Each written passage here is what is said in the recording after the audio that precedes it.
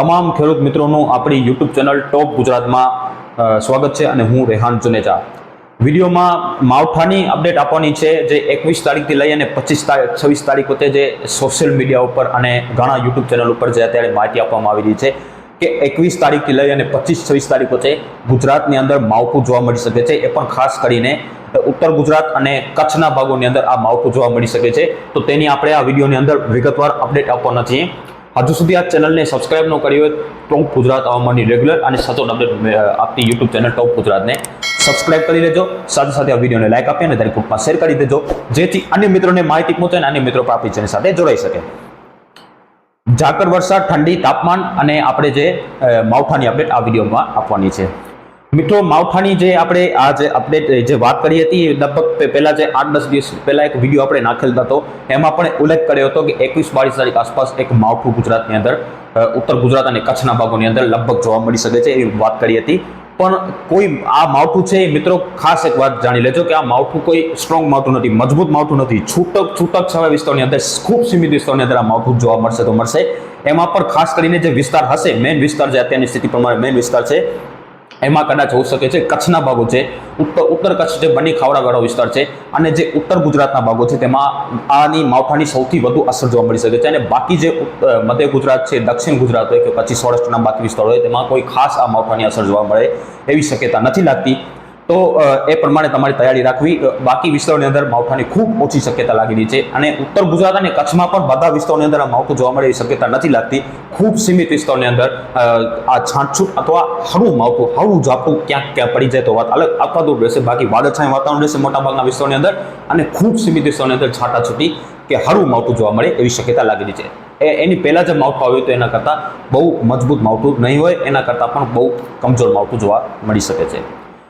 હવે જે માવઠાની આપણે તારીખ આપી દઈએ તમને, તો મારા અંદાજ પ્રમાણે 21 જાન્યુઆરીથી લઈ 21 જાન્યુઆરી 2026 થી લઈ અને 25 જાન્યુઆરી 2026 સુધીના આ જે દિવસો છે, ચાર દિવસનો જે સમયગાળો છે, 21, 22, 23, 24, 25 જે 4 થી 5 દિવસનો સમયગાળો છે એ દરમિયાન ઉત્તર ગુજરાતની સાથે સાથે જે કચ્છના ભાગો છે એમાં વાદળછાયું વાતાવરણ જોવા મળી શકે છે અને જે કચ્છરૂપી વાદળો છે એ પણ આવી શકે છે અને જે ઘાટા વાદળો પણ આવી શકે છે। અને મુખ્ય તારીખ છે એ અમુક મોડેલ અનુસાર મુખ્ય તારીખ છે એ પ્રમાણે 22 અને 23 તારીખ અને 24 તારીખ, 22, 23, 24 તારીખ અને કદાચ 25 તારીખ પણ આવી જાય, આ મુખ્ય તારીખ હોઈ શકે છે। એમાં પણ 22 અને 23 તારીખ ખૂબ મુખ્ય તારીખ હોઈ શકે છે અને 24 તારીખ પણ તમે લઈ લો। એમાં આ જે 3 દિવસ છે મુખ્ય તારીખ રહેશે, એમાં કદાચ છાંટછૂટ કે હળવું માવઠું જોવા મળી શકે છે અને બાકી જે 21 તારીખથી લઈ 21 છે 25 તારીખ છે આ દરમિયાન વાદળછાયું વાતાવરણ જોવા મળી શકે છે ઉત્તર ગુજરાત અને કચ્છના ખાસ ભાગોની અંદર। અને આ વાદળછાયું વાતાવરણ છે ખૂબ સીમિત વિસ્તારોની અંદર આ આપણે જે માવઠું છે એ ખૂબ સીમિત વિસ્તારોની અંદર જોવા મળે એવી શક્યતા હાલ આપણે માની રહ્યા છે। અને બીજા નંબરની વાત છે કે બાકી ગુજરાતના ભાગોની અંદર કેવું વાતાવરણ જોવા મળી શકે તારીખોની અંદર, તો બાકી ગુજરાતમાં એ પછી દક્ષિણ પશ્ચિમ સૌરાષ્ટ્ર હોય કે પછી મધ્ય ગુજરાત હોય કે પછી સાઉથ ગુજરાત મતલબ કે દક્ષિણ ગુજરાત હોય, તમામ વિસ્તારોની અંદર આ માવઠાની કોઈ જાતની શક્યતા નથી લાગતી। કદાચ સીમિત વિસ્તારોની અંદર વાદળછાયું વાતાવરણ જોવા મળે, બાકી વિસ્તારોની અંદર માવઠાની શક્યતા ખૂબ ઓછી લાગી રહી છે। આ હતી માવઠાની અપડેટ। 21 થી લઈ અને 25 તારીખ વચ્ચેની આપણી જે શક્યતા માની રહ્યા છે એમાં પણ મુખ્ય તારીખ છે 22 અને 23, 24 તારીખ રહેશે। તેમાં કદાચ ઉત્તર ગુજરાત અને કચ્છના ભાગોની અંદર ખૂબ સીમિત વિસ્તારની અંદર છાંટછૂટ કે હળવું માવઠું જોવા મળી શકે છે। બહુ સ્ટ્રોંગ માવઠું કે કોઈ જોરદાર માવઠાની શક્યતા કોઈ જાતની નથી લાગતી। તો ખેડૂત મિત્રો, ખોટા વેમ લીધા વગર તમારા ખેતી કાર્યો આરામથી કરજો અને કોઈ જાતના ભારે માવઠાની શક્યતા આપણે હાલ નથી લાગતી। આ હતી માવઠાની અપડેટ। ઝાકળ વરસાદની માહિતી આપીએ તો ઝાકળ વરસાદ અત્યારે જોવા મળી રહી છે પશ્ચિમ સૌરાષ્ટ્ર હોય કે કચ્છના ભાગો હોય, તમામ વિસ્તારોની અંદર આ ઝાકળ વરસાદ જોવા મળી રહે છે। તો હજી પણ આવનારા 2 થી 3 દિવસ સુધી 20 તારીખ સુધી 18, 19 અને 20 તારીખ સુધી આ ઝાકળ વરસાદ જોવા મળી શકે છે પશ્ચિમ સૌરાષ્ટ્ર અને કચ્છના ભાગોની અંદર।